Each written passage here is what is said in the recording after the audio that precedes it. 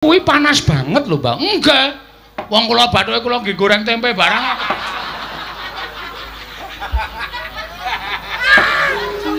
Ngono to enggak. Nek Prabu Kresna ngoncati le janji ora ngaku tau tate janji amuken negara Ndarawati. Oh siap. Mula nek sampean ora ngakoni tau tate sumpah kali Petruk Ndarawati kula buyuki bathange gareng. Luwung Bagong mati teng Ndarawati kula lakoni legane atiku. Kowe arep ngopo? Kula sajaipun kok panas krungu suarane Bagong. Dadi kepeti. Santai wae, ora usah dadak kemrungsung.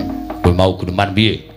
Tegese kowe nantang karo wong Ndarawati. Ora, kapok ora kowe. Kowe kok senengane percaya banget karo Bagong. Wong Bagong ki nek omong ora iso dipercaya kok. Terus sampean kok malang kerik napa?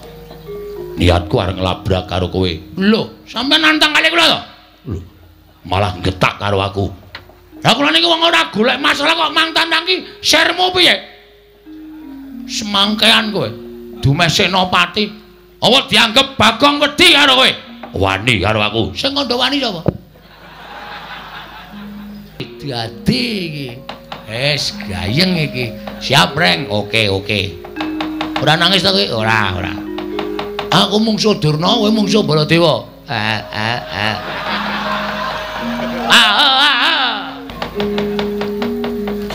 Iki sing arep nglamar Prantawati iki wong loro, sapa wae? Durna karo Prabu Baladewa. Upama Reng, upama piye? Upama Prabu Baladewa ki ngewangi Lesmana piye? Lho, ayo aku abot Petruk. Terus ayo. Terbuat dari kayu? Bukan. Ada rodanya? Bukan. Ditarik kuda. Udah. Ada pengemudinya? Udah. Iki kok malah bedekan ki piye to iki? Iya goblok banget to iki. Maksudmu kok kita kon nesu kok malah ada kudanya nyleprak bathukmu ki piye? Al-Fatihah tujuh Kiseno Nugroho. Bismillah.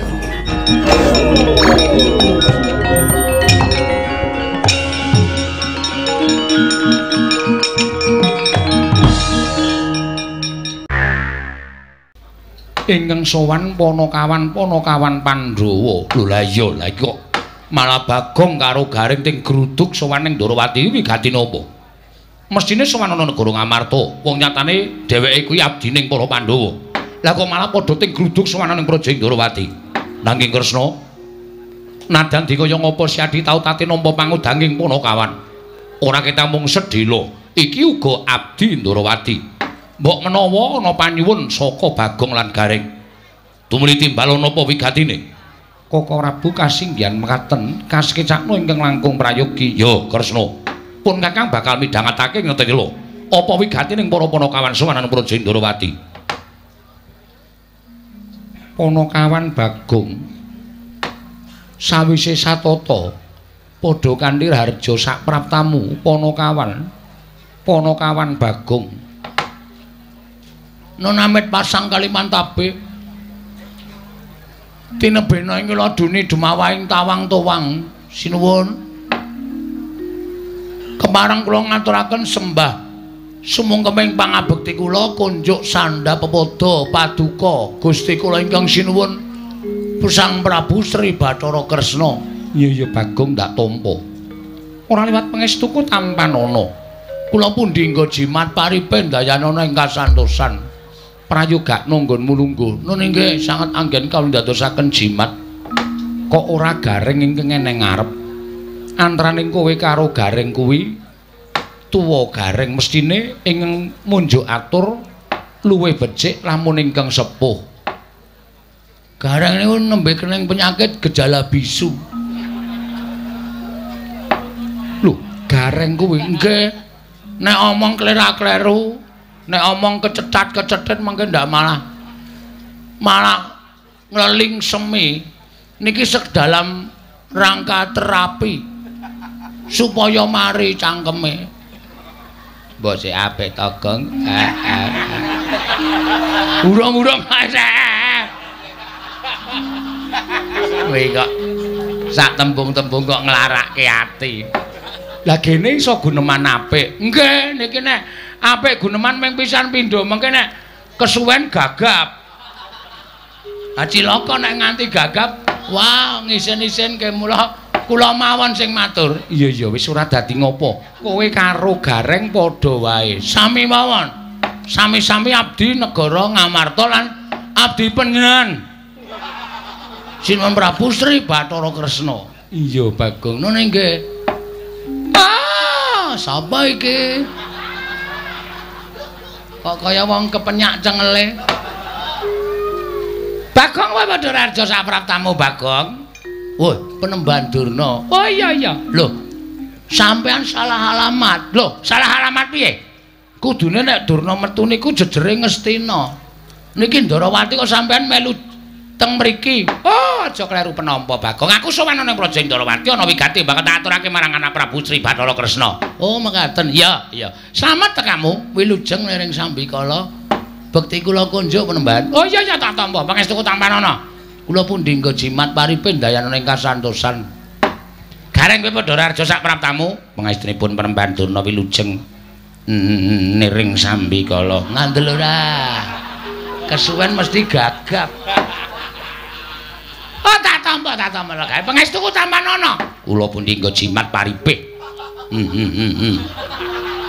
Dayanana. Raos sing batos kuku kula Penemban.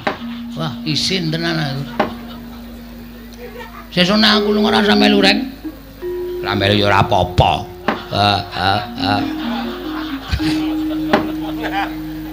Bagong Padhararja sapraptamu. Pangestunipun Sinuwun Prabu Mandura wilujeng bekti kula konja Sinuwun. Yo tak tampa. Pangestuku tampanana. Kula pundi nggo jimat paripin dayanana ing kasantosan.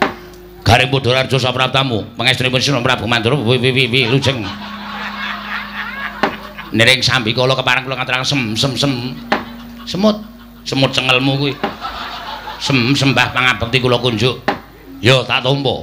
Ya ditambake Gareng. Nggih. Kuwi Panakawan wigati. Nek wanci gegojekan, mengko nek kowe kaya ngono kuwi omongane ndak ora cetha ditampa dening para pamirsa. Nggih ngestaken dawuh. Ampun kuwatis mengki kula bakal panu cengelmu pados tamba. Bagong Padhararja sapraptamu. Panjenenganipun Ndara Sencaki wilujeng bekti kula kunjuk. Yo, prayogakna Bagong. Nun nggih. Gareng Padhararja wilujeng Ndara Sencaki. Sik, sareh sik, dileti rada-rada bekti kula kunjuk. Nah, ngono. Aja langsungan ndak gagap. Yo Gareng prayogakna. Nun inggih sendika.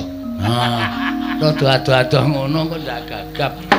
Panakawan Bagong Padhararja sapraptamu. Pate Udawa wilujeng Ndarawati. Bekti kula kunjung nggih Ndarawati. Ya Bagong, pangestuku tampanana. Kula pundi nggo jimat paripin dayanana ing kasantosan. Gareng slamet tekamu. Pangestunipun Ndarawati wilujeng. Suwi ora dolan ning Widara Kandhang. Wongke wis sawetara wektu kula mboten dolan teng Widara Kandhang. Kaya kenal apa to? Kenapa dekulmu mlacar kowe? Ora ngece ta, Gang? Gareng sing nrimo atine Bagong aja sok nglarani karo kakane. Pangestunipun mboten. Bagong, dalem ana wigati apa sowan? Apa diutus dening bapakmu? Apa diutus dening Pandhawa? Apa pancen saka karepmu dhewe? Sampun dipun keparangaken matur sinuwun. Iya wis tak keparangake. Matur sembah nuwun. Nek wonten lepat atur kula Diagung Pangaksami kepareng ngaturaken lebah Siti Sekul. Kleruwe kok mempeng. Apa ora kaya biasane tebah kok lebah. Lebah ngentu bathukmu ki apa? Ya ora nesu. Aku kan wis sama. Ora sama. Sesuk tak setrikake cangkeme. Nangis meneh. Anggerane kok tebah Siti Sekul binung teling ron kelapa. Apuren ta mbok bilih wonten lepat kula nggih kula munjul kersa paduka Sanata Prabu Sri Bathara Kresna. Jernyatanipun kula menika namung kawula alit. Jernyatanipun kula menika namung piantun ngandhap papanipun. Iya. Mila kiranging tata krami Kirange ngunggah-ungguh kula nyuwun sumunturing samudra pangaksami. Wong dheweke iki ora petha matur kok unek-unekke kakangne. Sapa sing ngrenengi? Lho. Baladewa dunekke sapa ngrenengi? Iya Bagong ora dadi ngopo. Mara gage matura, apa saka karepmu dhewe? Mboten. Apa diutus para Pandhawa? Mboten. Apa diutus bapakmu? Mboten. Lah terus diutus sapa? Mboten. Diutus sapa? Ngapunten kula niku ngantuk e. Lho. Ora kena ngantuk. Diampet Bagong. Mekaten inggih. Mboten diutus bapak, mboten diutus para Pandhawa, mboten diutus Ndara Janaka, mboten diutus sapa meneh ya? Para Pandhawa. Nanging sowan kula menika diutus dening Kang Mas kula. Lho. Kang Masku sapa? Kang Mas kula inggih menika Kakak Petruk. Kakak Petruk iki sapa? Petruk kantong bolong. Mung ditambahi kakake kok bingung. Petruk kantong bolong. Sinuwun ngaturaken duta penglawung sinuwun. Lho, duta kongkonan penglawung Rajapati. Sapa tekaning pati? Weh, mboten, Ding. Basa sastra angel tenan. Ngaturaken gedrawasan. Bilih sampun wonten tigang candra menika, Petruk menika sakit sinuwun. Kosike. Urung-urung iki dramane kosike aja kesusu. Petruk menika sakit. Lho. Petruk lara, mekaten sinuwun. Lho, larane apa? Kula piyambak mboten mangertos. Koko Prabu. Nggih. Petruk sakit. Lho, Petruk lara, Bagong. Nggih, sinuwun. Lara apa? Lah kok dadi kowe adine, gareng kakane ora mresake karo Petruk iki piye? Goleke tombo, kowe dulurmu. Kok malah do meneng kowe iki? Wah, wis. Iki ngopo ya?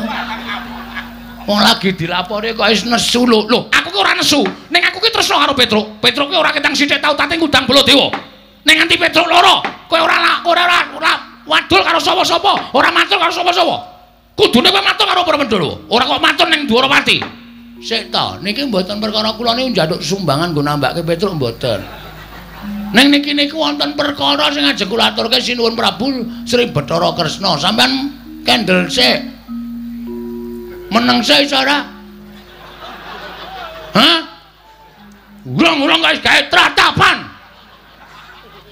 Kene iki wis suwan wis diati-ati. Kene mung omong Petruk lara kok wajane diaposine dirabane koyo. Sabar. Hah? Wong urip nang alam donya iki kudu sabar. Sabar ki ana watese. Ning tetep kudu sabar. Hah? Alon-alon kula tak matur. Yo, tak rungokke. Nggih. Petruk lara apa, Bagong? Kula mboten ngertos. Dokter niku mboten menemukan penyakitnya. Lho. Dokter ora nemokke penyakite. Mboten. Jaman semanten pun nonton dokter nggih wis ana. Ora apa-apa nggih. Kula gawa teng Pak Mantri niku, Pak Mantri malah men nyedaki bakul kuwaci. Jan wis ora tata. Awong di teri wong lara kok blas ora dipriksa. Malah dhek ngombe obat sedina ping 3 jan wis.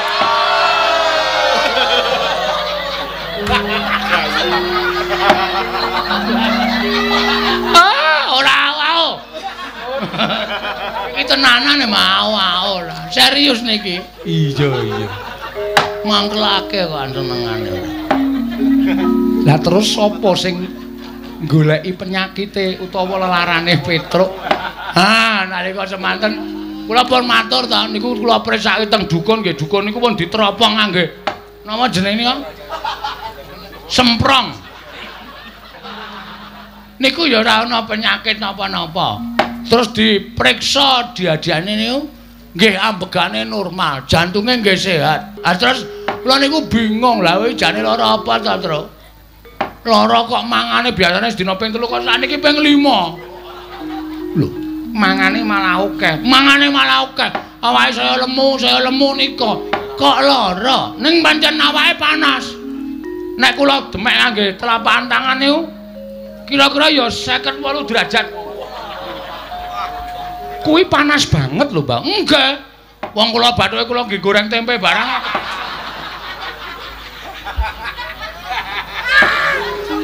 Ngono to? Enggak.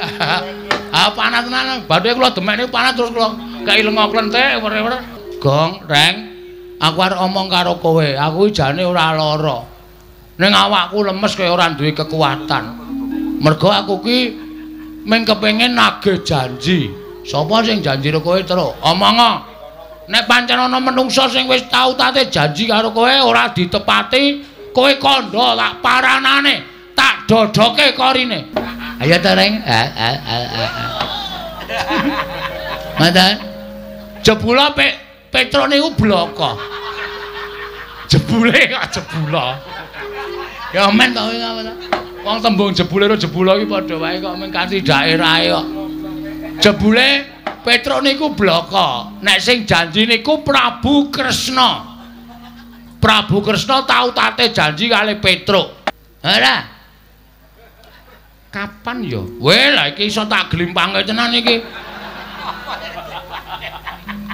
Ngaku ora. Petro matur ngoten niku lho. Sinuwun kudu emot Purwadasena. Nuwun sewu lho sinuwun.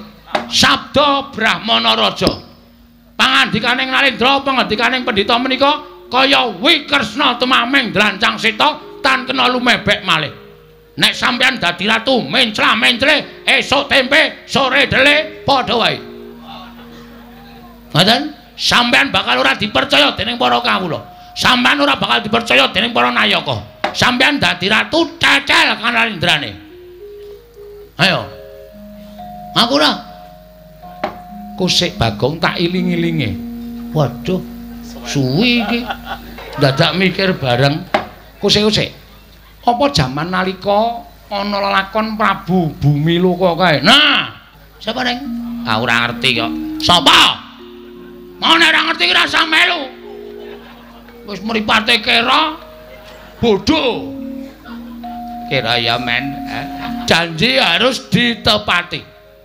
Panjenengan kudu nepati. Mongko saniki kondhanging jagat, kondhang Kabiyawara menawi Prabu Kresna kagungan putra inggih menika wanita ingkang nedheng dungkap dewasa. Namanipun Dewi Grontol. Grontol sapa? Lah sapa jenenge? Prantawati. Ah, Prantawati.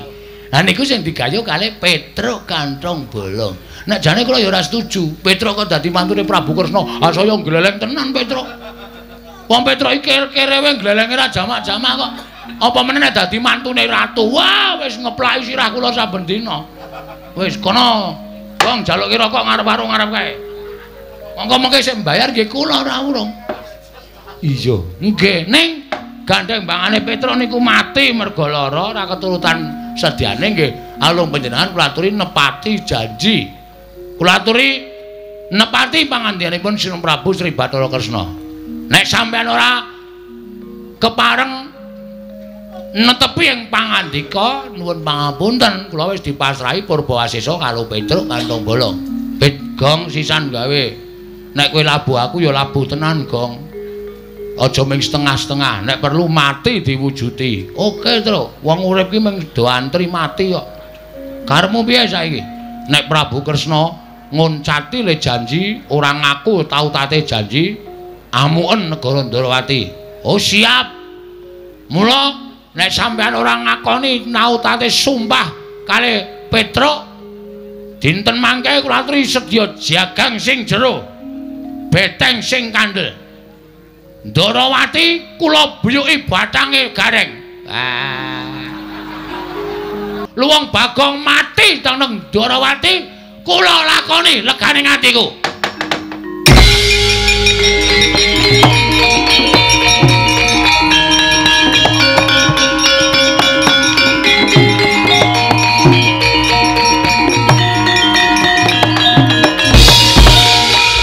Setyaki, Bono Timbalan. Kowe arep ngopo? Kula sajaipun kok panas krungu suarane Bagong. Dadi kepeti.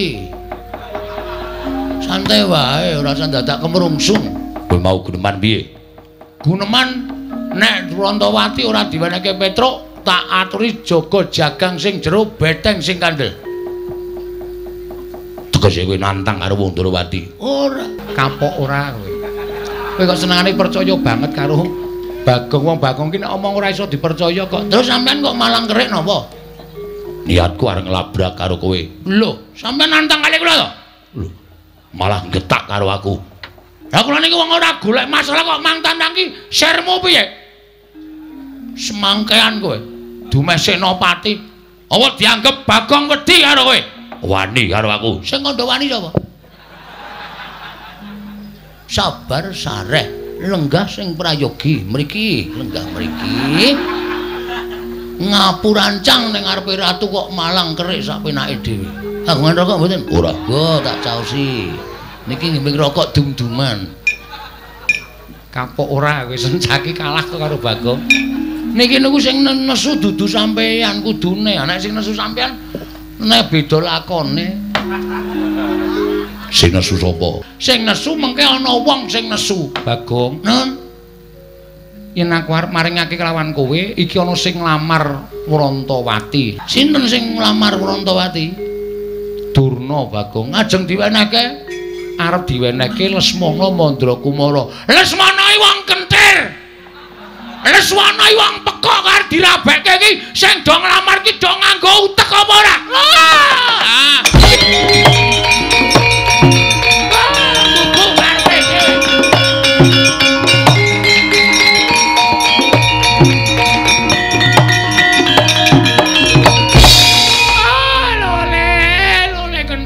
Gimbal manyar-manyar. Joneng dungkul wana dadi alas-alas dadi wana. Bagong kowe berkencang Pak Papong. Kali codhe sapa sing gawe? Wong edan ngene Bathara Antarada barang dinggo. Kene nganggo istilah aku nek ora nganggo istilah ya rugi ya. Ngopo Begawan Durna?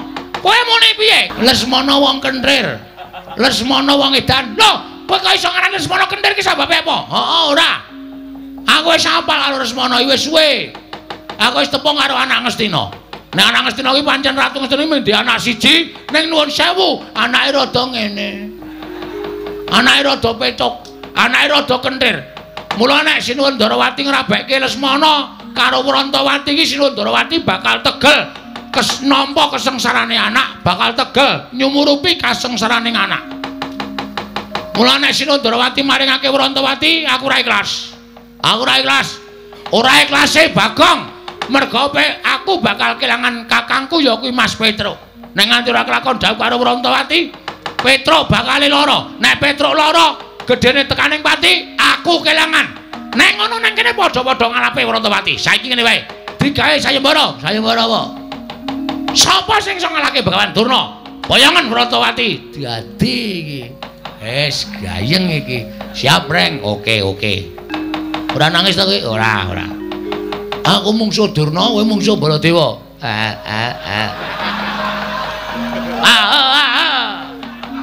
Niki sayembara sampean. Teng pundi pamane wong neter kanthi tayan. Wah, metu jaba. Wah, cundha manik jeblok pertempur.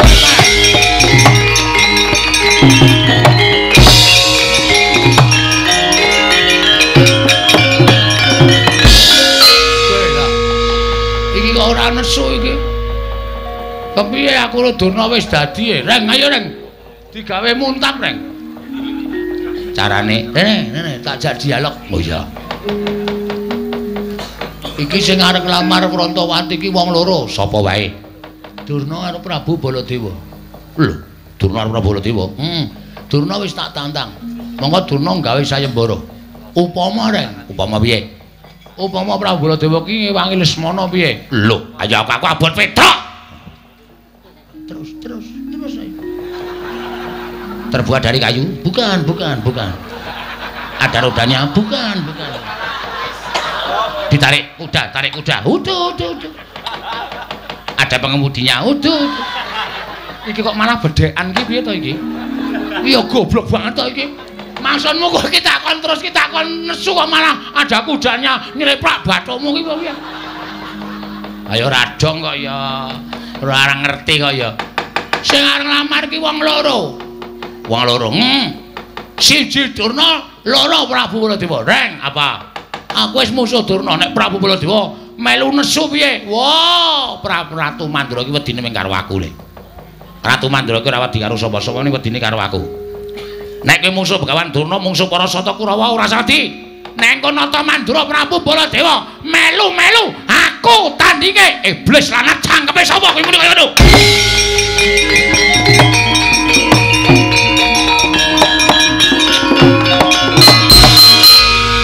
Sapa sing arep nantang Baladewa sapa? Sapa sing arep nantang Baladewa sapa?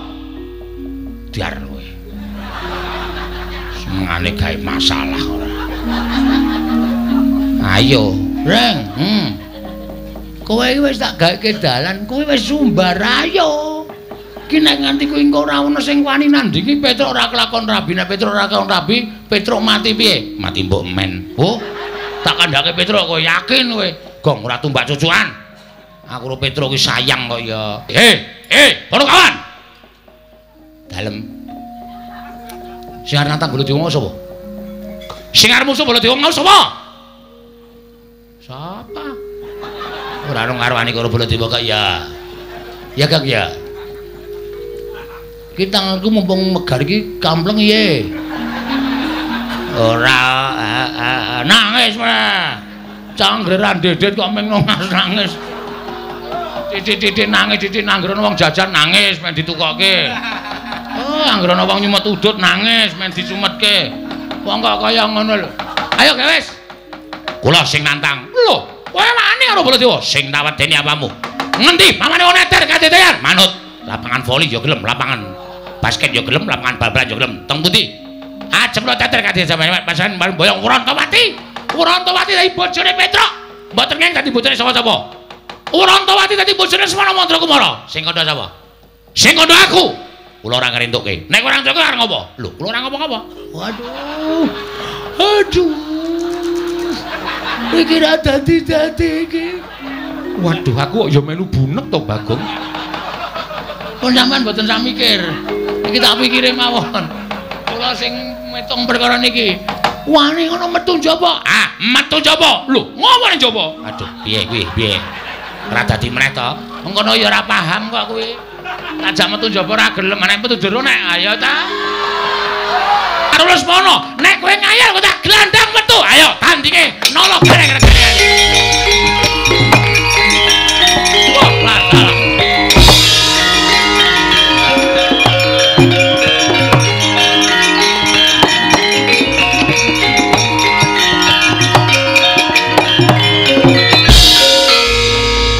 Lah iki piye wong nantang kok ora dirampung wis padha mlayu metu kok malah do tetenguk. Ayo alon-alon metu kok dipaksa. Ya Reng, ayo. Aku ya alon-alon. Wis ben. Aku metu karemu ora karemu. Manut karo kahanan pokoke. Wis kono padha budalono ningke ngestaken dawuh. Ning aja gawe kapitunaning para kawula ya Bagong. Ngestaken dawuh nala garing sepunuga aja gawe kapitunaning para kawula. Ngestaken dawuh. Bagong. Nun. Engko nek Durna sing maju kowe ora usah melu-melu jotosane. Oh siap. Wah, entuk jago siji meneh Reng. Setyaki wonten dawuh. Kowe iki ngopo? Kowe iki ra entuk melu-melu kowe iki rombongane sapa?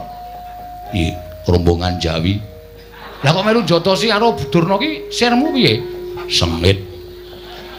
Ora seneng. Engko nek nganti Kurawa ngerti, Kurawa mbelani Durna, kula ora wedi kurubut Kurawa.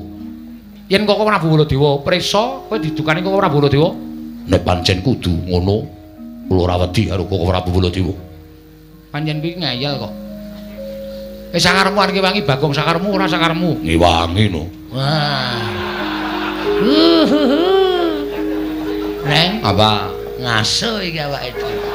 Meng paitan swara iki. Ayo. Sing temandang Ndara Sencaki. Lho. Ayo ora iso. Aku kehilangan nama. Nek nganti ndara senyaki mungsuh Prabu Baladewa, piyai sing padha mresani ki do ngenteni mengko. Jam-jam setengah 1, jam 1 engko do ngenteni gareng nek musuh Baladewa ki kahanane kepiye. Ngono. Ya wis ning ngono aku ora sida ngewangi. Wah, cangkemmu elek kok, Neng. Iki nek ora sida ngewangi awak dhewe iki nyambut gawe sing tenanan. Ponokawan do metu wis do metu ayo do metu. Wis do metu gak wis? Nggih, yo metu yo. Wis ra entuk rembugan nang jero. Reng ayo metu. Iya ya. Nek ora tak gusahi ndak mengar do omong wae. Anggere muni do omong entuk sambutan kok senenge ra jamak-jamak. Nek ora entuk sambutan kringete deleweran kok. Ngecewe. Iya. Neng iki saiki wis ora usah dadak golek sambutan. Aku metu wis viral. Wah. Sing kandha sapa? Oh, Prabu menika Nalindra kok gunemane kaya ning kampung. Aku ngruruti karo Bagong ki lho. Sampun, matur nuwun Simbun. Ya, sing ati-ati nggih. Lah. Edian tenan. Ora tatanan. Arang ketrucut kena yo, ya ndene yo. Wong angin kok digiring iki lho. Udawa kok mesam-mesem. Kula menika menawi weruh polaipun Bagong menika rasane raosipun kepengin gajul ning kok aneh. Wong kok kaya ngono. Lho nika. Wong edan iki ndodok ning kono kae lho.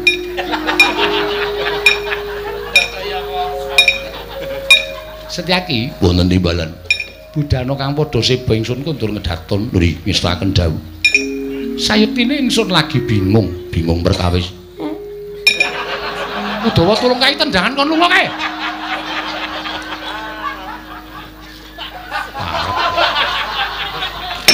Ngapae? Jare arep metu isih ngadeg nang kono. Iki nek nggo mlaku matal-matal e. Budana kang padha seba nggih ngestaken dawuh. Wonten ana paduka kula wau paring dawuh. Bilih paduka sajaipun nendheng Sunggawa. Pusaka Ndarawati oncat. Pusaka Ndarawati oncat. Iya. Senjata cakra ilang saka padokaning pusaka.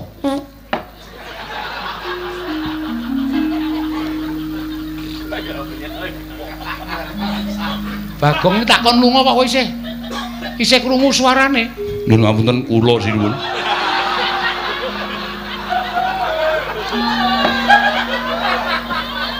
Udawa. Inggih. Nyun mapunten budana kang padha seba ingsun kundur kedaton nunistaken dawuh. Nyun pamit madal pasilan sing ati-ati aja kaya bocah cilik.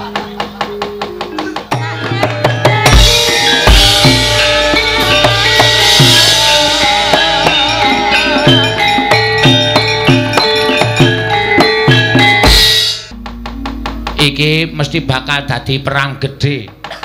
Merga kowe nantang Begawan Durna, aku nantang karo Sinuwun Prabu Mandura. Wis ora usah kuwatir. Mbangane awak dhewe kelangan Petro. Ha iya. Awak dhewe luwung baya mbudidaya piye carane supaya iso mboyong Dewi Werantawati. Ha wis bener.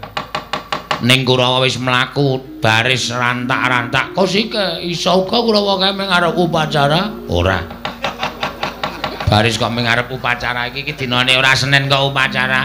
Sesuk-esuk ki Senin. Nah iya. Pak Pethoke ya, Reng, hati-hati ya nganu wer. Ora kira. Kowe ngono aku duwer kok. Ya wis ngati-ati ya, Gong. Pangestumu tak jaluk. Kowe wong tuwa ngasuh wae rasa melu-melu ya.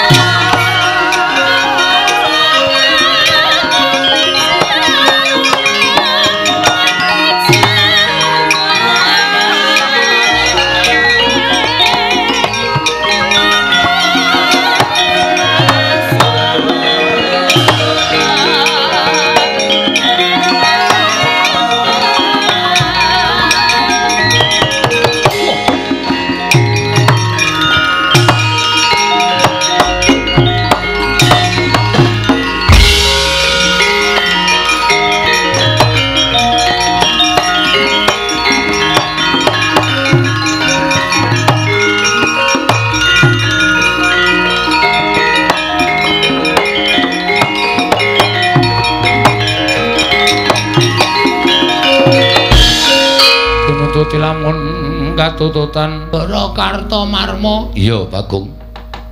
Aku sing goleki karo kowe. Nek mbut ketemu manut tak bondo, tak krincung sikilmu. Didhawuhi dening Bapa Penemban Durna kinen ngundurake kowe aja nganti pisan-pisan mboyong lawan Dewi Wrantawati. Ngerti yo, Dewi Wrantawati bakal didhawuh dening ya kuwi anakku Lesmana Mandra Kumara. Semanten ugi kula, Ndara. Nek nganti kula wangsul gagal mboyong Dewi Wrantawati, kula kelangan Petruk, mula mbangane Petruk mati, mongko Petruk menika rol-role Panakawan. Petruk niku anake bapak, nek Petruk mati bapak sedih. Nek bapak kula sedih, wong sedih niku mesti kencokan penyakit. Nek bapak kula sedih kencokan penyakit, bapak kula lara. Nek bapak wong lara niku kembange mati. Petruk mati, bapak sedih, lara, mati. Wah, ya iso tumpes kelor. Mula mbangane Petruk mati, luwung kula mawon sing kudu iso budidaya ngalahke Kurawa. Lho. Wani karo Kartomarma. Sing tak wedeni apamu? Wani aja linggo ning ngisor. Ayo ngadeg padha karo Kartomarma. Nandhake yen pancen kowe sewani karo Kartomarma. Kula teng ngisor mawon. Sebab ya apa? Wis kula seneng teng ngisor. Pun kula teng mriki mawon. Wangkal karo Kartomarma candhak. Siramu tak jebleske lemah, pecah dadi loro. Weh, wonge akeh kok mung dadi loro. Deke pirang-pirang men adil. Wah, kowe iki geneman cara apa? Cara wong. Kene marganing patimu pangga tak ayoni Ndara Kartomarma.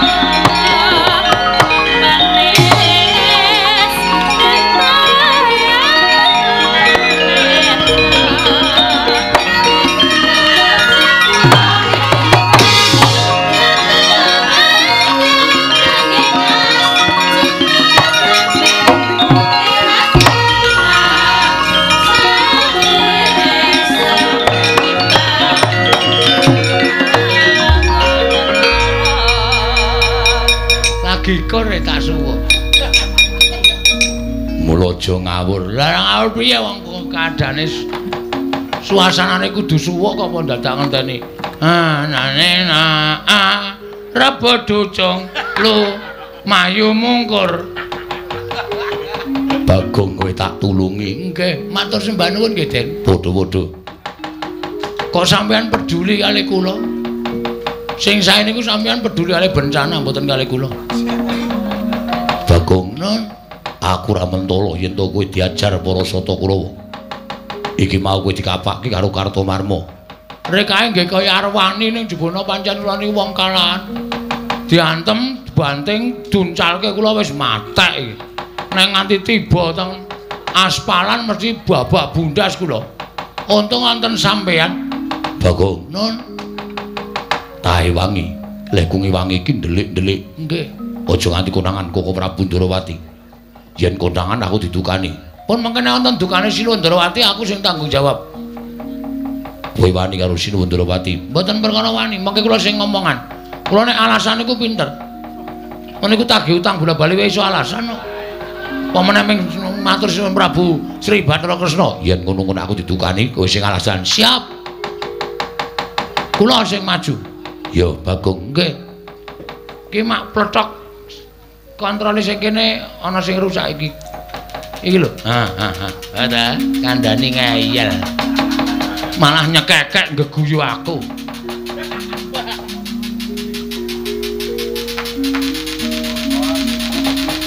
Yo. Pun tindak mriko. Yo, Bagong.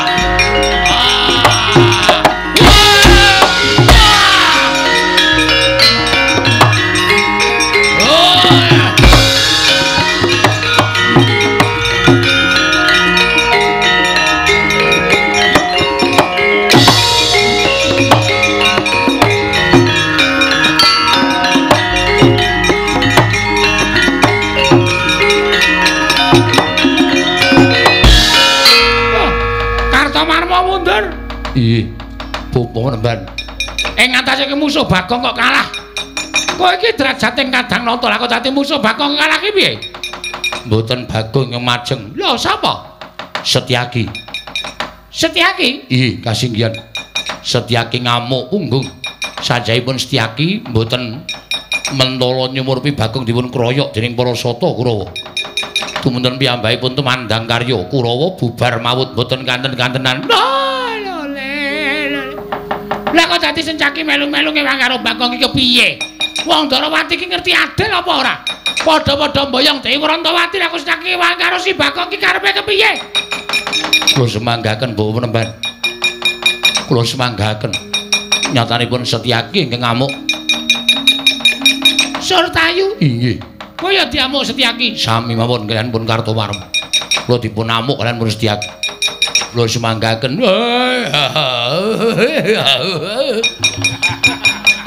Dursasana kok maju dhisik. Ha iki lekae ya mendang paripurna. Ndang rampung kula iso ngrangket Bagong jebulane yo. Bagong diwangi Setyaki. Cah cilik nek tumandang jeblas-jebles. Kula semanggaken Bapak Penemban. Kula semanggaken kula mboten iso mungsuh Bagong merkono pepalange Setyaki. Kuku karepe dhewe panes-paning jajalan. Ya, nadyan kowe diwangi Setyaki apa kira-kira Setyaki wani nandhi kridaning Nalendra Mandura.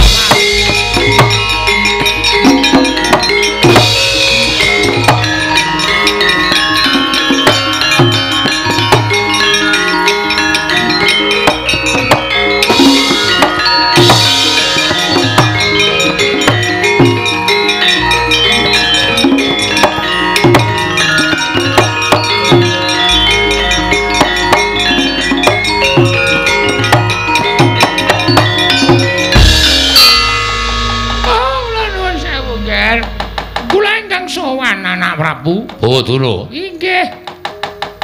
Sampeyan kok mundur niku pripun? Oh, inggih kula ingkang badhe munjatusa patuh anak Prabu Baladewa. Jebul pinanggipun tiyang Darawati menika mboten adil. Lho, mboten adil kados pundi? Nyatanipun Kurawa majeng badhe nyepeng dhateng pun Bagong. Bubar sanganing para sata Kurawa bubar mawut. Nungsung puyang numbuk bentus. Mboten wantun kaliyan Bagong. Lho, ing atase Kurawa kok kalah karo Bagong ini wedine priye niku? Jalanane napa? Oh, kula nuwun pangapunten. Nuwun sewu nggih, nuwun sewu. Ingkang perang menika sanes Bagong. Lho, sing perang dudu Bagong lho sapa sing perang? Ingkang perang menika Setyaki. Bagong dipun rencangi Setyaki. Lho. Kyai Prabu Darawati ora elek-elek karo Setyaki. Jenenge wong Darawati ora adil. Setyaki ae Bagong yen ngono Baladewa ngewangi sata Kurawa.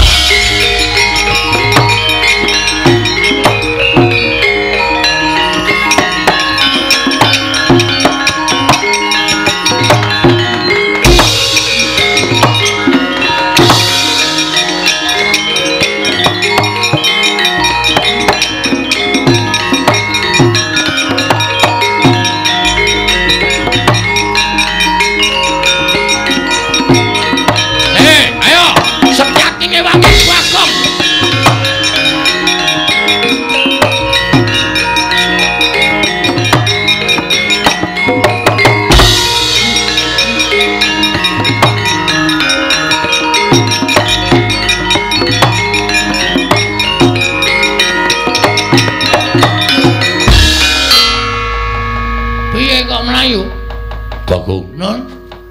Aku lagi wangi cukup semene wae. Waduh. Lek golek tenaga kangelan sampean mboten ngewangi. Bagong, non? Sing maju dudu Kurawa meneh. Sapa?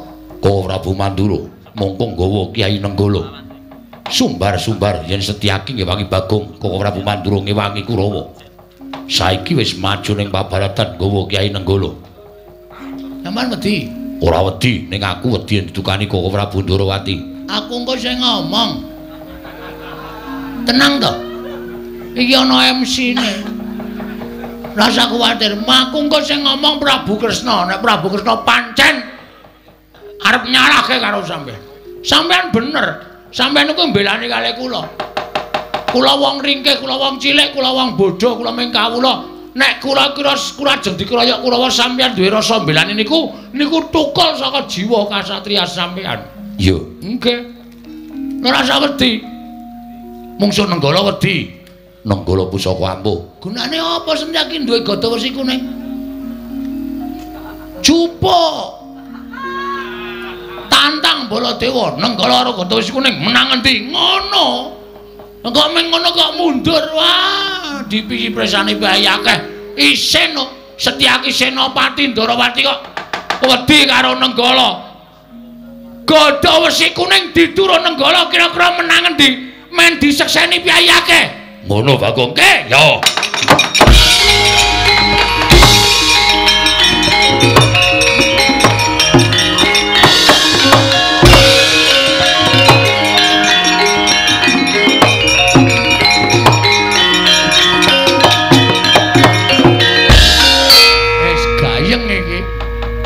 Ngene iki aku kudu cepak mulih iki. Engko nek nganti aku didukani Sinuwun Ndarawati ra iso omong aku.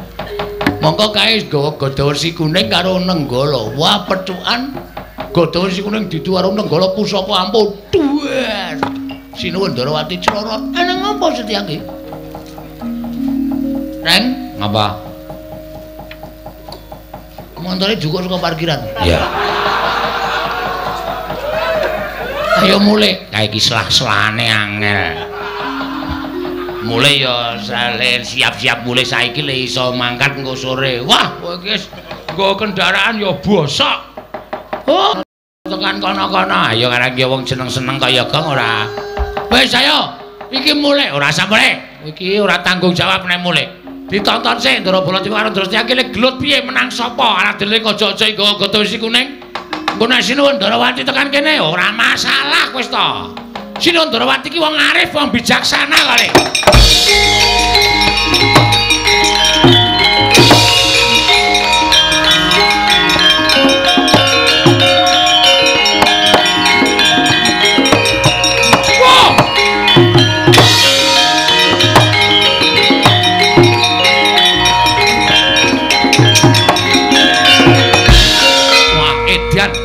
Setyaki wis diniyati tenan yen to belane karo si Bagong. Lho, ngliga pusaka ngarep ruji Kyai gada wesi kuning. Dasar Purnata. Koko Prabu pancen wis niat belani Kurawa gawa Kyai Nenggala. Mentala karo Bagong, mentala karo Setyaki. Wong Tegelan kudu dimungsi wong Tegelan. Lho, kowe wani karo Baladewa? Nuwun sewu, mboten ateges kula wantun. Nek Bagong tekaning pati saka Kyai Nenggala kula ora nrimake. Kok gawa wesi kuning? Yes, Ben, ayo jajal ditu. Wesi kuning karo Nenggala menang endi? Edian, ora edan iki tenanan. Lho. Weh, dadah. Arep nyoba pusaka kadewatan. Jojo Kyai Nenggala. Diban gada wesi kuning pecah. Wah, mati tenan aku. Tak tegeli kok ora Setyaki. Setyaki.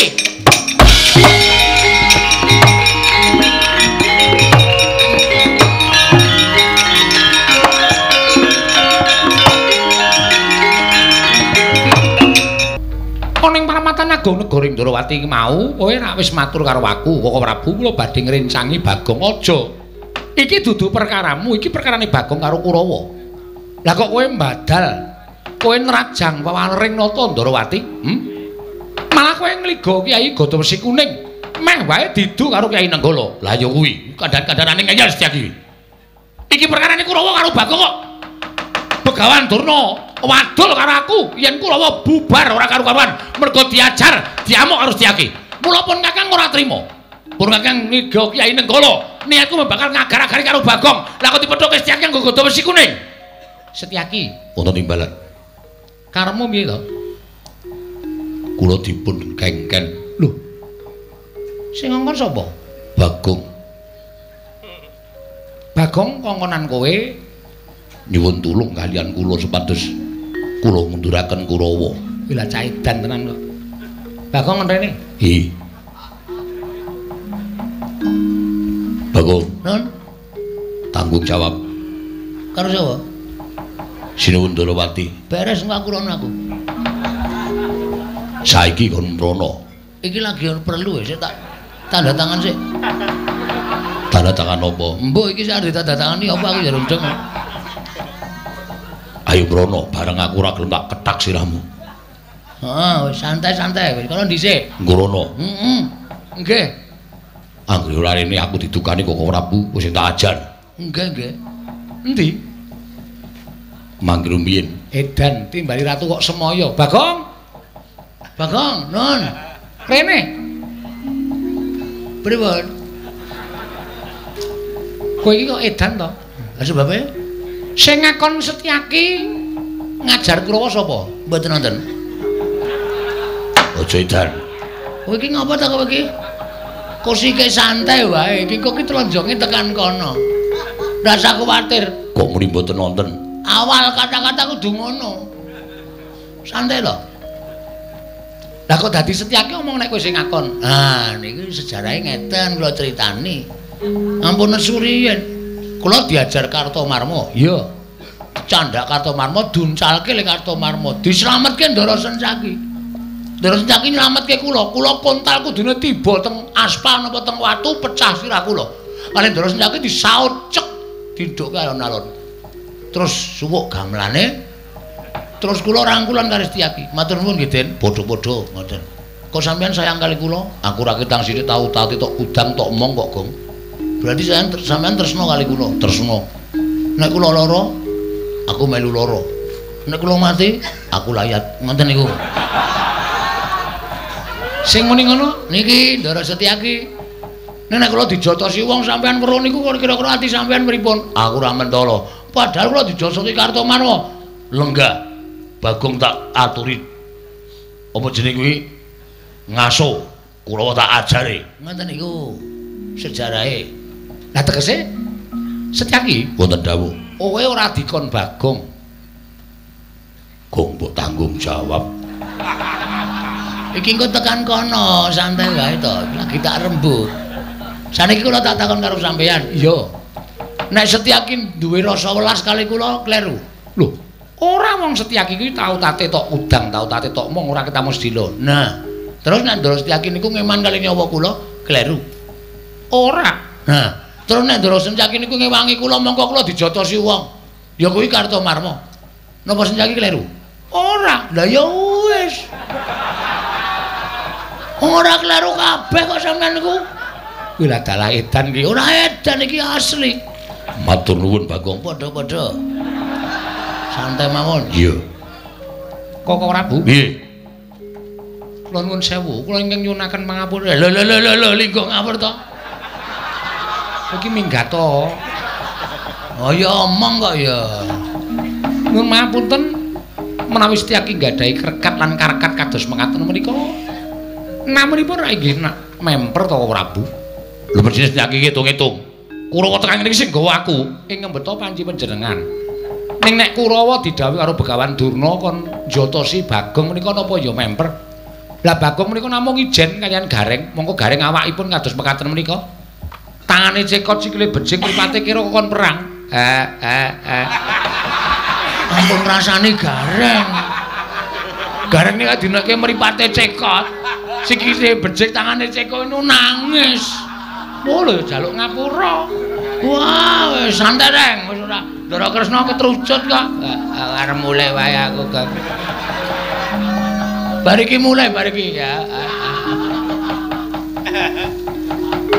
Menika kula suwun sewu, menapa inggih panjenengan mentala. Terus sakniki kula nuwun sewu. Ya piye?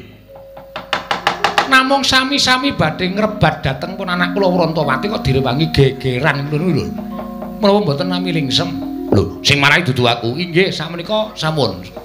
Mboten sisa ngrembak sapa sing marahi ndak malah ora rampung-rampung perkarane.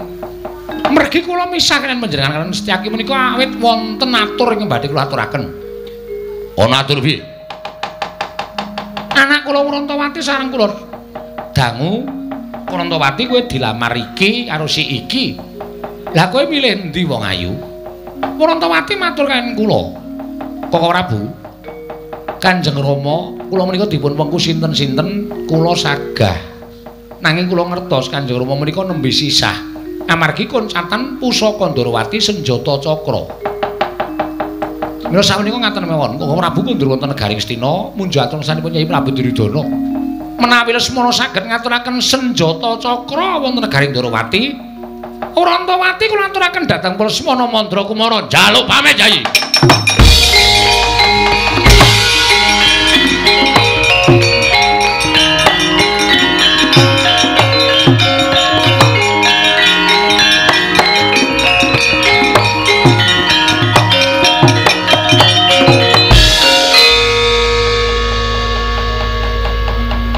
Menapa semanten ugi kula nggih ngaten menika? Iya Bagong, aku ora bakal wola-wali. Urantawati matur kaliyan aku Kanjeng Rama, yen to nyuwun pamit durung. Durung aja kesusu, men ketok kaya Prabu Baladewa. Wong kowe kok kaya Prabu Baladewa, gareng kon mrene. Apa? Timbali Ndara Kresna. Nah, iki ngene komplit aku le dawuh ora kepenak to. Kok suwe men ra teka-teka? Sikile niku becik. Dadi nek mlaku niku suwe. Duh keseron aku mesti krungu kae. Anggere diecele cacat nangis keloro-loro. Lah.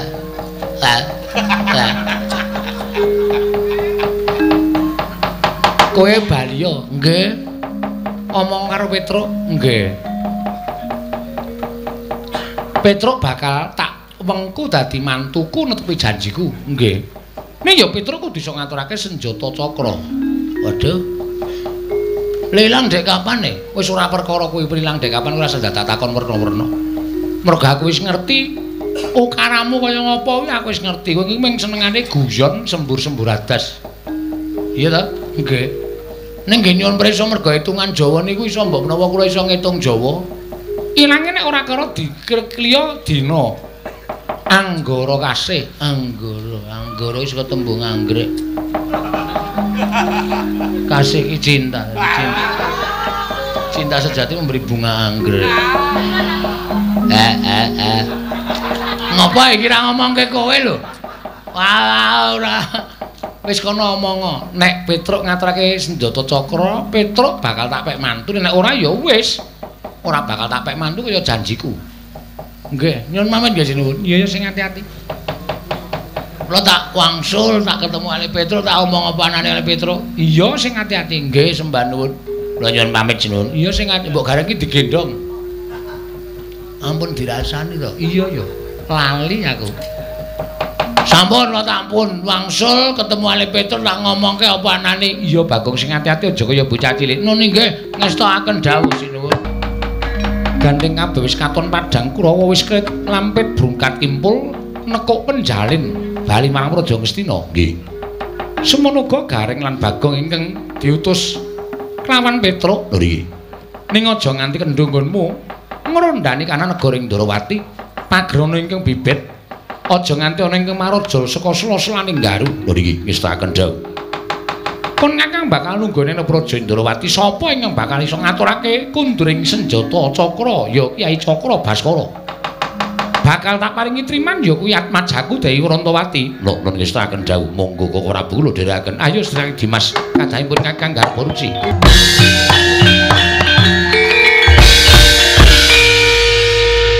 Jagat wasisaning Ubatara wayah Ndara jagat. Yayi Jaya Sudirga apa Kakang Jaya Lengkara? Sawetara pun Kakang lan Siadi nggone ngrenggani negara ing Pulung Kedah Kencana.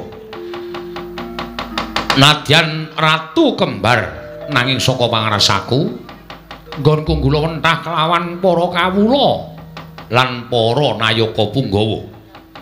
Durung katon bener lan durung katon bener.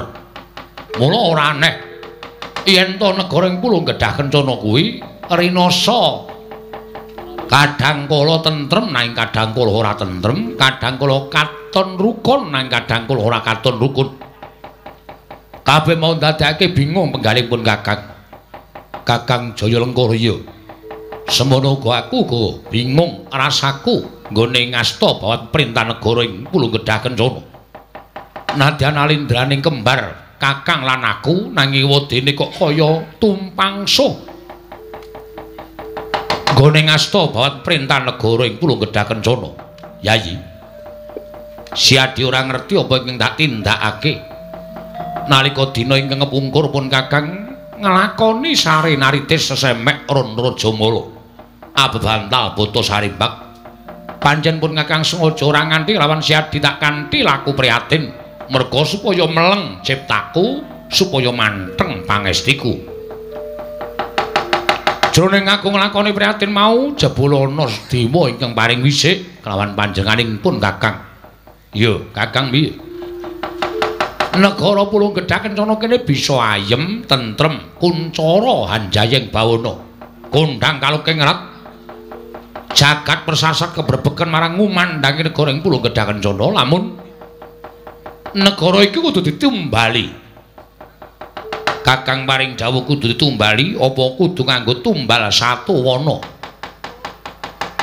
sartane apa ingkang dikersani dening Kakang Jaya Lengkara dudu babakan kebo sapi lan satu wana dudu nanging manter sabdaning dewa ingkang dak tampa negara kudu ditumbali wujuding menungsa ya mung menungsa mau kudu mapan sarta golek ana ing tanah Jawa wonten sabdaning dewa ingkang dak tampa menungsa ing kudu dadi tumbal mau derajate dudu derajat Nalindra satriya Brahmana dudu nanging derajating Panakawan utawa derajating aceplik wong loro saudon telu saurupan nadyan kuwi derajating wong loro saudon telu saurupan nanging pancen wis dadi keparenging dewa dadi tumbal lan dadi sarana tentreming negara ing Pulau Gedhah Kencana pun Kakang ora bakal wegah kanggo kamuktening para kawula lan tentreming para kawula apa iki dadi dawuhing para dewa bakal sembadani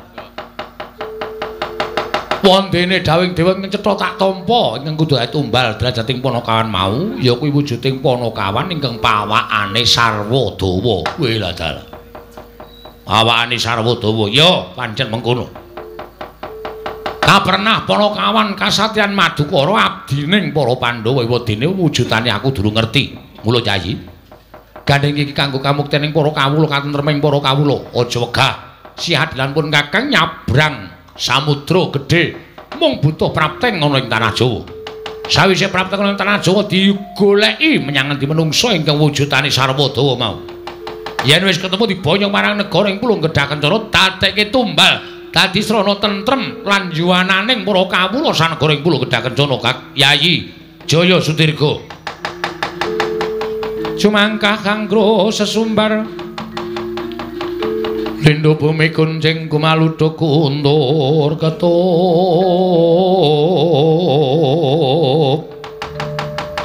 lumembak penyu kang kumambang ing walah dalah yen to pancen kaya mengkono dawing Kakang Jaya Lengkara aku ora bakal bisa selak amung mastuti dal marang dawing kadangku tuwa Yayi aja nganti para wadyabala mengko mundhak ngutawatiri lan gawe hojati kang padha weruh mula siadilan pun Kakang dhewe ing budal ana ing tanah Jawa yen pancen kersaning Kakang kaya mengkono aku mung kari manut pate wonten timbalan tunggunen negara ing Pulau Gedhah Kencana nuwun ngestaken nanging lajeng kundur paduka sinuwun benjang menapa coba arep-arep bali ning panjenengan ingsun yen wis rampung perkarane lan bisa entuk gawe panjenengan ingsun bakal kundur marang goreng Pulau Gedhah Kencana namung sembah kula ndherekaken jengkar paduka Gusti kula kekalih mugi-mugi pikantuk damel saged ambuyung tumbal dados sarana tentreming para kawula sak Pulau Gedhah Kencana Yayi Jaya Sudirga ayo mangkat dina iki ngambah Dirgantara goleki menyang endi dununging wong kang pantes dadi tumbal ya yen pancen kaya mengkono kagayo tak dherekake supaya enggal prapta ning tanah Jawa katon ngarep iki wis samudra ingkang ora katon kaya ora ana watese nanging nyabrang segara iki wis dadi jalaran nggone prapta ning tanah Jawa Kakang Jaya Lengkara tak dherekake ayo Yayi Jaya Sudirga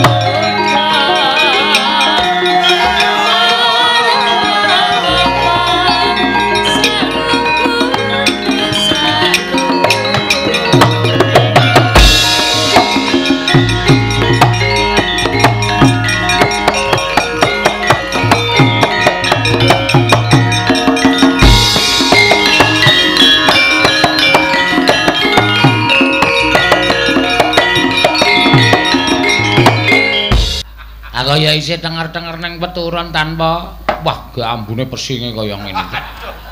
Iki gek ora mentas kowe iki. Monggo ning jero omah ki ra eneng wong lho. Bojomu ya ora ngladeni kowe wis jelek mergo kowe ditari apa-apa ya ora gelem. Dikon maem ya ora mangan, dikon ngombe ya ora ngombe.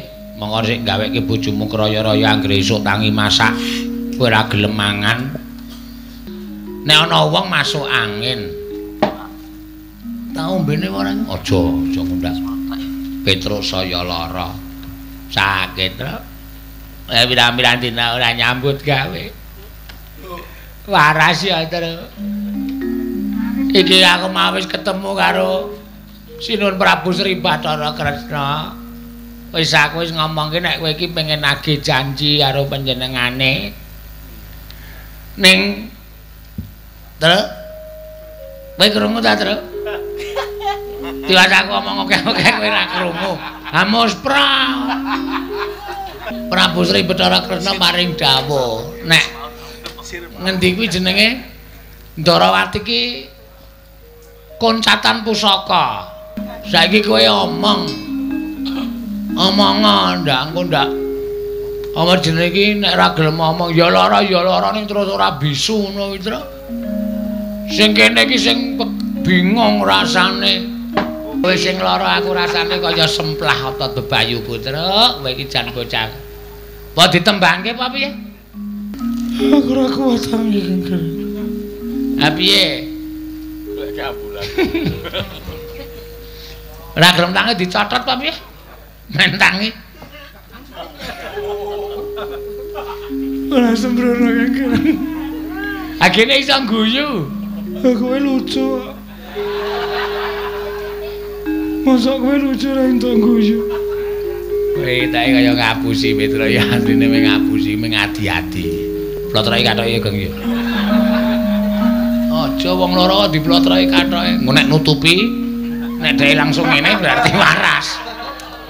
Nek dhek langsung ora ngene berarti ora waras, ana ora sehat.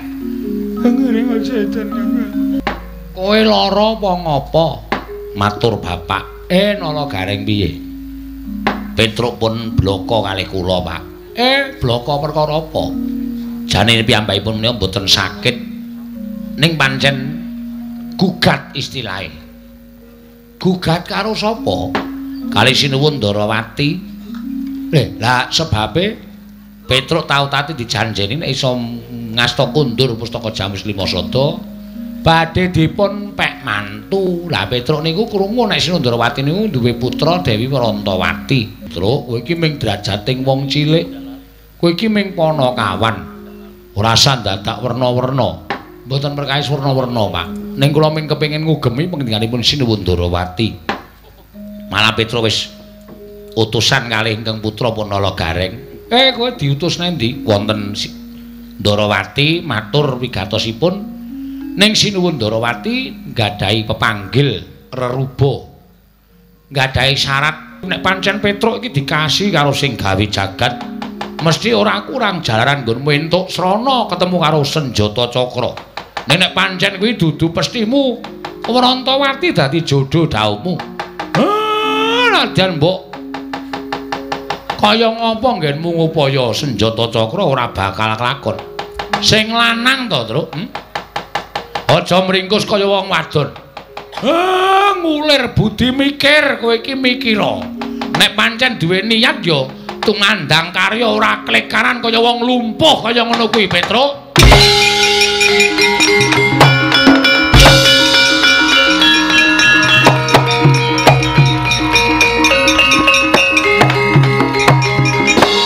Klepat lunga ya Petruk, Pak.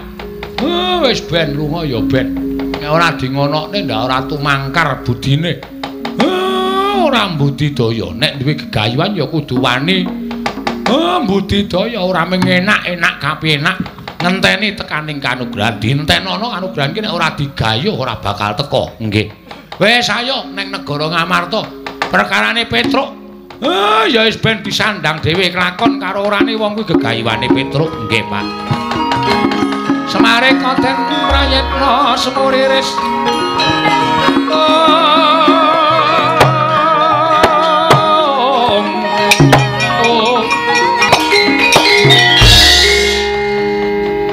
Dek ngendikane bapakne kok nyocok ning ati. Kaya iso nggugah karo rasaku nggonku mbudidaya. Lah bener ngendikane bapak. Nek ming tak tinggal kelekaran ira-ira aku lara. Nganti anggere esuk aku nyumet. Anglo tak keke ngisor tempat tidur men awakku krasa panas. Menek demek aku dongkarani aku lara. Lah nek tak ngonone terus ora bakal lakon. Yo, golekane. Ning yo nendi modal ora kowe. Coba. Monggo senjata cakra iki pancen ilang tenan goleki pusaka iki nek ora pancen wong pinter, pancen wong wasis, ora glakon penjangkaku. Ngesti karo Purbaning Wang Mahanasa. Purbaning dewa nek pancen Petruk dadi jodoh dhawuhing Kurantawati, mesti dewa ngewangi karo Panakawan.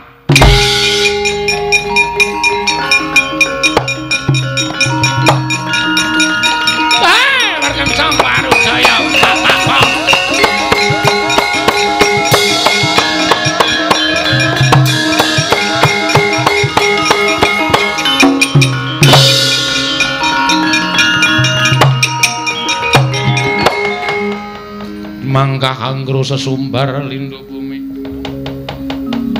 bumi kuncing kumaluduk guntur ketup kencang marudayang pak pong buk bolong kali cuti nyamanya ngawe Petruk Bu Kulun Rada ya ulun ingkang prapta ning jana loka ulun ngerti pesambat kita kan kita kepengin nagih janji kelawan nata ing Ndarawati kapireng dening Purbaning Wang Maha Nasa ya Sang Hyang Manikmaya tumulin uding lan panjenengan ulun minangka duta supaya merepi kalan jeneng kita kula Petruk Kantong Bolong matur sembah nuwun Bu Kulun ya Puruhanira Petruk yen ta ulun prapta ning jagat iki sayekti bakal paring pitulungan kelawan jeneng kita pitulungan menapa Bu Kulun kita bakal ulun paringi pusaka ngaran Parisuli Suli bambu ora sembrono Parisuli iki pusaka iki dadi sarana kita nggone bakal ketemu karo senjata cakra jaranipun nek wis ulun paringi Parisuli iki mlaku mangidul bener aja menggok aja nganti kita tumoleh terus ngidul terus wih lah tekan Parangkusuma kuwi lho wis ora sembrono kita iki syarat. Oh nggih, matur nuwun kaparing ana pilun. Ya, Petruk Kantong Bolong.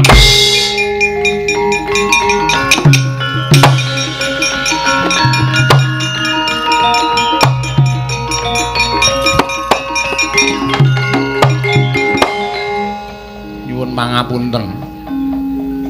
Parisuli napa bonsai? Iki Parisuli dengkele atos ora. Kita ya aja ngawur iki Parisuli. Inggih. Wis mengko yen bisa kita gunake nggon kita bakal ketemu harus senjata cakra. Matur sembah nuwun Bu Kulun. Ya. Lajeng kula nyuwun pamit. Sing ati-ati aja kaya bocah cilik ya Petruk. Nggih. Kula tak melampah ngidul menika mboten menggok. Aja menggok. Wis ta kita bakal ketemu srana. Nggon kita bakal kasembatan panggayu kita. Matur sembah nuwun. Sing ati-ati Petruk Kantong Bolong. Enten apa to, Gus? Kekilapan apa Kakang Semar teka dadak dangu marang Puntadewa? Mangkir mbiyen. Kula niku namung abdi, kula menika namung batur. Kula mboten damang, kula mboten dong. Sing dikersake sinuwun Punta menika menapa? Kakang Semar dadi Wruhanira Kakang yen to ngamarta koncatan pustaka Jamus Miang Jimat kelima sada Kakang. Sewu lepat diagung pangaksami. Nedhengipun kula dijagi wonten alun-alun negari Ngamarta dumadakan tanpa mboten kanyana-nyana. Wonten Alindra kembar ingkang ngamuk sulom tanto nirbaya nirwikara. Ngamuk punggung wonten negari Ngamarta. Kakang Semar Ndara Werkudara Janaka. Mang pethuke mbok menawa niku dadi jalaran sampeyan pinanggih kan pustaka Jamus kelima sada.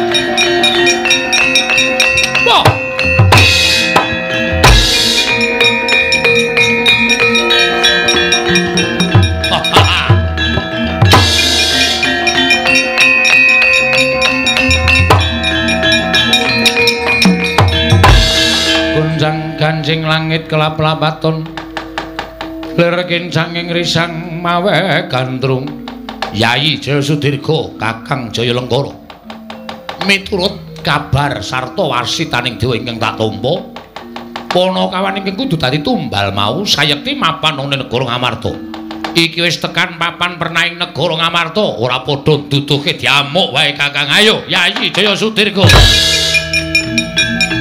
wah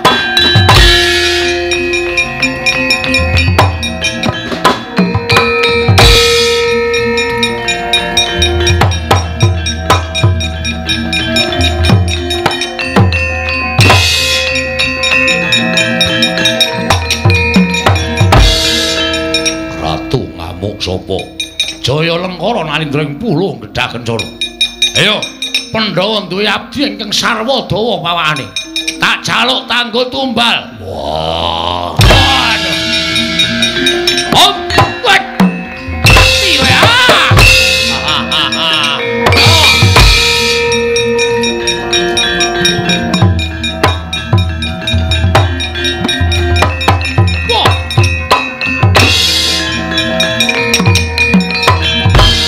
Satrio bagus panengah Pandhawa Raden Janaka wis apa Jaya Sudirga jaluk abdi Ngamarta ing pawakane sarwa dawa ora bakal tawene akeh lakon tinjung akhirat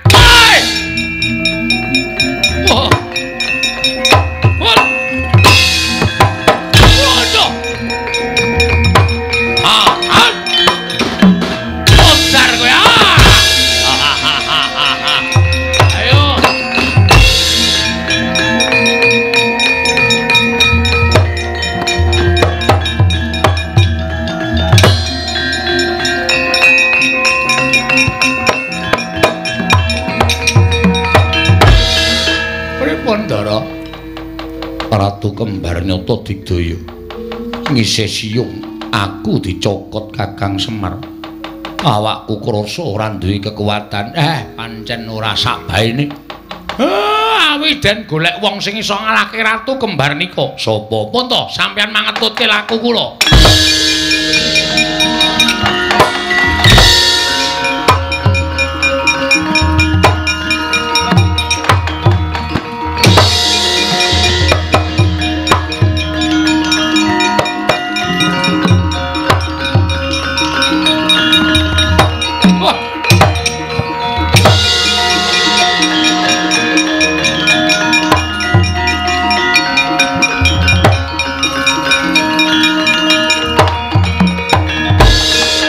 Petro cah edan.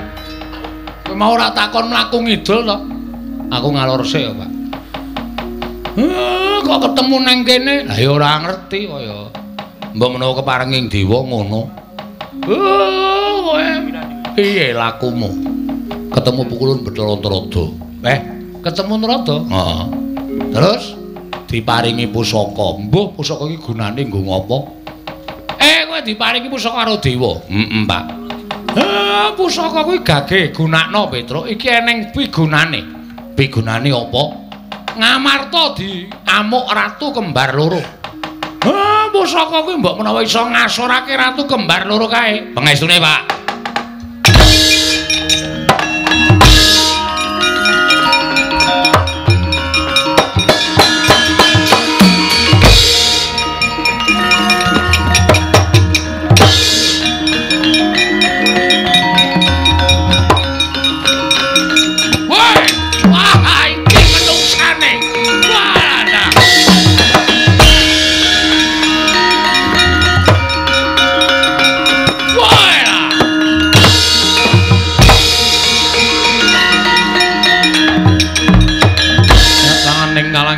Gelar Pandan Moncar tinon lir kekonang surem sara tetan padhang waladal Yayi Jaya Sudirga Kakang Jaya Lenggara iki menungsane ana menungsa pawakane sarwadara irunge dawa cangkeme dawa tangane dawa wudele dawa sikile dawa mbok menawa iki kudu dadi tumbal negara Pulung Gedhah Kencana ora sakakan gunung tanpa guna dirangket menungsane dadekke bekakak ning negara Pulung Gedhah Kencana.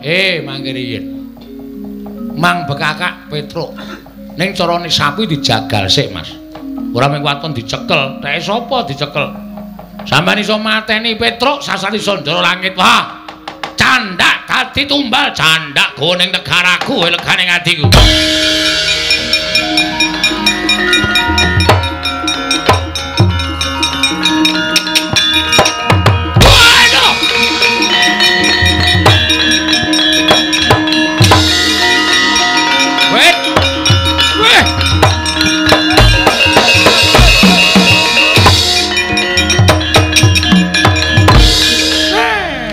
Jebul maringi dalan karo aku.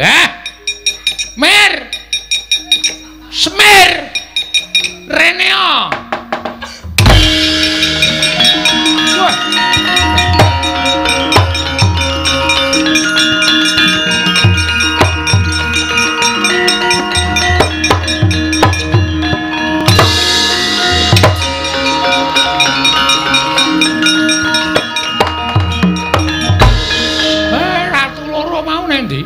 Mati, Pak. Ilang wujuding Ratu loro. Wujud pusaka iki ora pangling pustaka Jamus Lima Sada. Nah iki senjata cakra. Iki sing tak goleki. Iki aku bakal dadi mantu ratu. Waduh, gleleng Petruk. Wah, saya sombong kowe asli. Kowe iki kerewe sombong kok. Apa meneh sugih.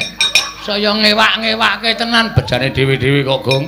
Petruk pustaka Jamus Lima Sada ndak suwun. Ah monggo ning senjata cakra kula sing balekke lho. Aku wae sing balekke. Wis. Karo sapa wardi alum sapa-sapa wardi alum.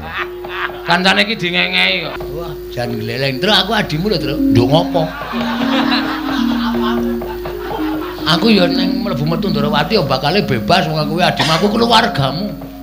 Ora iso. Sak aku nek dadi mantune Ndara Kresna, pangkatku tumenggung. Wah, idia-idia. Tak kongkan-kongkon. Ora masalah nek susuke tak pek. Anggepe apa aku kan? Anjur susuke dipes, mongko akeh susuke karo ning tuku. Anggepe sak penake dhewe. Wis ya panyun pangestu. Aku melu Petruk.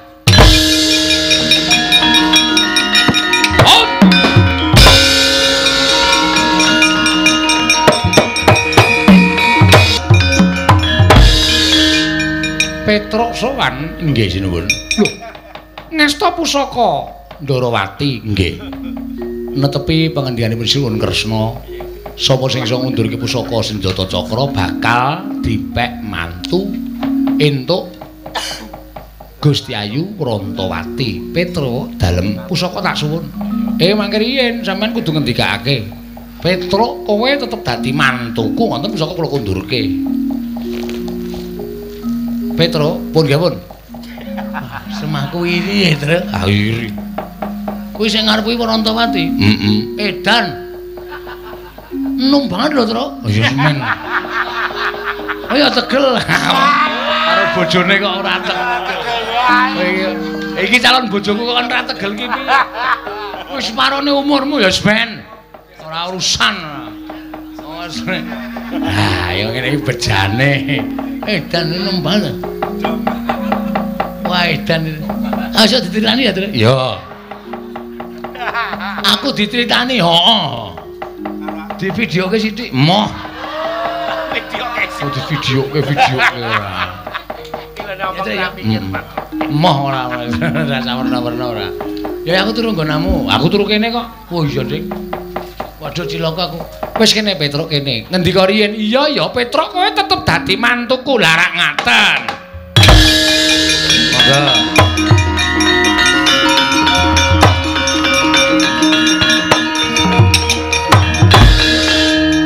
Prantawati, kula wonten dawuh jumbuh kelawan sumpahing wong atuamu kowe kudu nampa ya. Bojomu Petruk mboten menapa-menapa Rama. Kula pikantuk Kilora Petruk menika rumaos kula malah memanjang dhateng umur kula sebabe Kilora Petruk menika gampil gecul tur ya seneng tetembangan mesti wae ning ati ayem. Kilora Gong. Wetengku dicekeli, Gong. Apa? Rasane piye, Tru? Wis ngene urung.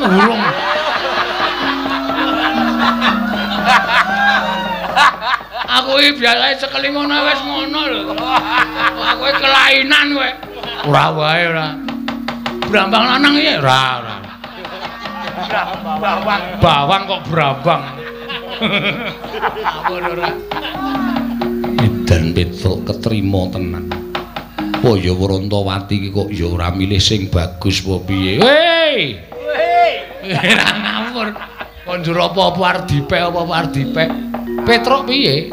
Nggih matur nuwun dipun paringi bebungah kados mekaten. Ya wis, ora nang kene le do gocek-gocekan kono ning mburi kono. Temu ndi? Ning mburi. Lah kowe iki mantuku Ndrawati ki rak ya nggonamu. Alhamdulillah. Sepeda motor Tegar Sinul kula nggone. Nggonen kabeh.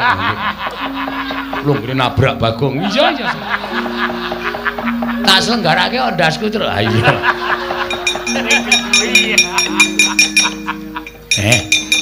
Diajeng kula wonten dawuh ki Lurah.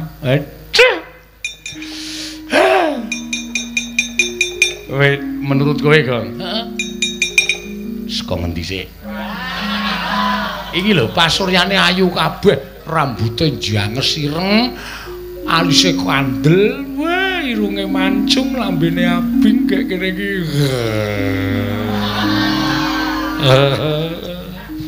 Aku njaluk, wis. Tuwekan ora. Monggo Ki Lurah mancing wonten ing taman. Taman Pintar. Mboten. Mancing wonten ing Taman Sari.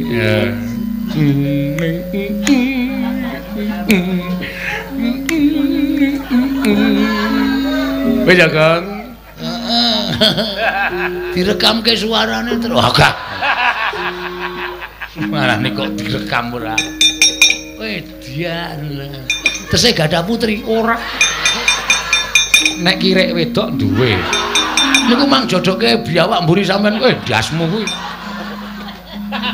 Amplong mencelat lho. Kowe ditawani kirek. Ya wis kudu nrimo angke bejane dhewe-dhewe kok ya. Kowe ngopo e Gong nusul iki? Andelo kanan ndoro wae. Ah ora iso kowe iki abdi kok. Aku adimu lho, Truk, kulawarga. Kulawarga. Minggir to, minggir. Truk lel ngrungake iki ora nggo sikil. Kok sombong banget to kowe? Nggih, aku arep dahar. Edan iki ingkang semene iki anggo kowe. Menika kagem nggih Lurah Petruk sedaya. Waduh, aku ceker terus. Moh. Meng ceker. Emoh. Duduh. Emoh ora entuk. Engko wae nek sakon bamaem nek gari balung krokotana. Nek ngisor kursi ngono kuwi ling rokoti ya. Iya. Semangkean tenan Truk kowe. Bagong tangane. Kuwi cangkire sapa? Kae cangkire sapa diajeng? Menika cangkir panjenengan kagem munjukan panjenengan. Lah krungu ora? Kono kowe ngombe. Ledeng kan.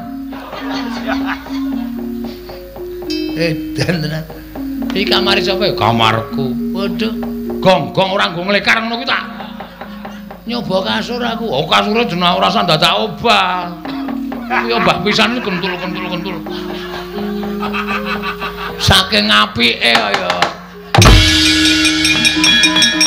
Nyanyi Prabu Ndrawati. Walah. Kabar kawantar sumebar ring jagat. Yen to ing bisa mbaleke wujuding Tata Cakra Petruk Kanambala. Petruk tok dadekke mantumu. Apa kowe ora izin? Apa kowe ora wirang? Petruk iki gedibal 17 wong elek nyolong mripat. Petruk iki mung batur. Ngatasé Ratu Ndrawati kok duwe mantu batur ki arepe piye? Aku ora trima. Wrantawati tak jaluk tak dhawuh karo Lesmana Mandra Kumara. Ora tak wenehke. Aku ngamuk ning negara Ndrawati. Minggir jangkae. Ayo, wani mboten? Aja mungsuh kula menika wong ringkih. Kula menika pawakane kemawon kawon kaliyan Paduka Prabu. Ning ana sing wangi Kresna. Perkudara sagu to? Sagu. Kon muni-muni meneh suwae cangkeme. Ayo saiki. Sawa iki gawe rame. Ganggu kakangku Petro. Ganggu ya men. Weh lah. Weh. Waduh Petro. Wong ora wani kok bengak-bengok ora. Mudhar kowe. Kapokmu kapan? Tiba saka lemari aku. Lah kowe iki arep ngopo? Arep nginjen. Ance-ance lemari malah geblak. Aduh. Sirahku lara truk iku kudu dibarengke, barengke njoben ngono.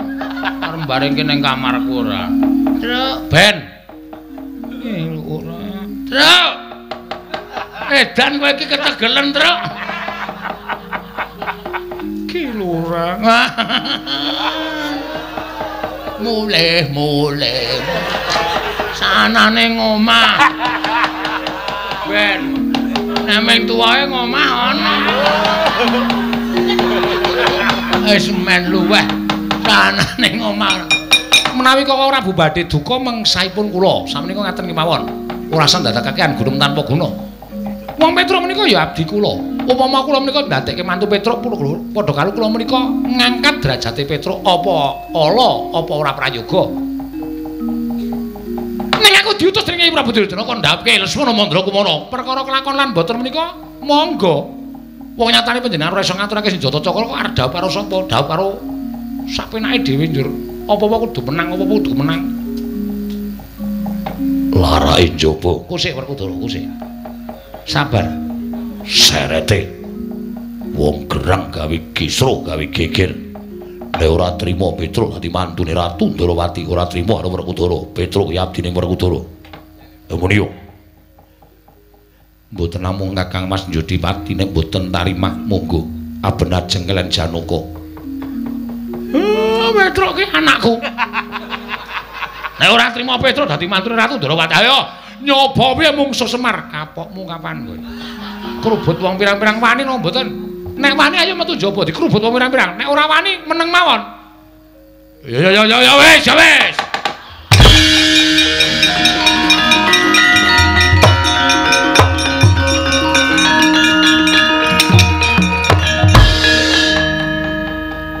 Ning Kurawa dampyak bakal njaluk Warantawati Werkudara. Nggih.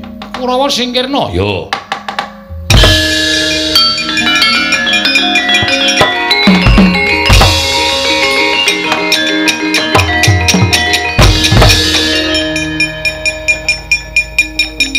Wis rampung Kurawa. Lho. Wis Bagong. Wis krungu saka kene dog-jlek dadi gajuli. Bubar kabeh delokan ora percaya.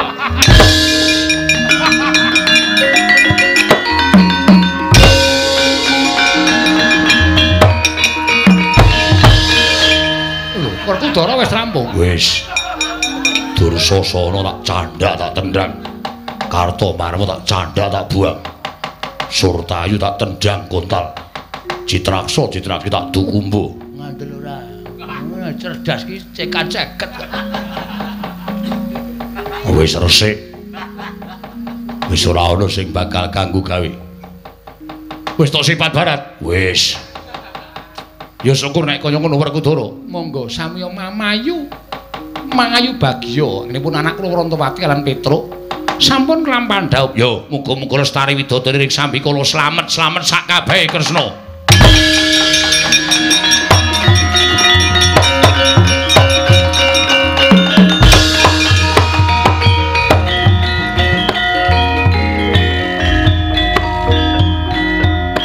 Wassalamualaikum warahmatullahi wabarakatuh.